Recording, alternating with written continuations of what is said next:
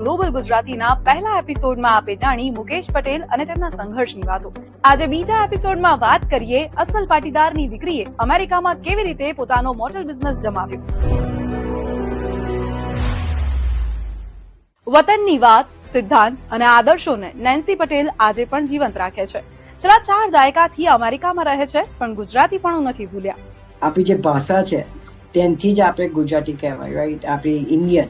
Nancy Patel, real નામ નૈનાબેન પટેલ. દેખાવે તો એકદમ ફોરેનર જેવા લાગે છે, પણ મૂળિયા દક્ષિણ ગુજરાત સાથે જોડાયેલા છે. 5 વર્ષના હતા જ્યારે તેમના મમ્મીએ લંડનમાં કાળી મજૂરી કરીને ભાઈ બહેનને ભણાવ્યા ગણાવ્યા. જ્યારે મોટા બહેન પિતા સાથે કેલિફોર્નિયામાં રહ્યા. અંતે આખો પરિવાર ટેક્સાસમાં શિફ્ટ થયો. ને મારે દીદી સ્ટ્રીક હતા એટલે એમ કે ચાલ લગ્ન તો કરી દઈએ, ઓકે એમ.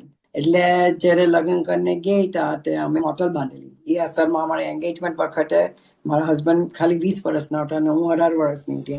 જ્યાં પતિના સપોર્ટથી નેન્સી પટેલે મોટલનો બિઝનેસ એવો ધમધમાવ્યો કે બોલિવૂડ ફિલ્મોની માફક ધડાધડ 12 મોટલ્સ ખોલી નાખી. પરંતુ કુદરતને આ મંજૂર ન હતું. તેમના લગ્નને હજી તો 7 વર્ષ થયા હતા ને 18 મહિનાનો દીકરો હતો.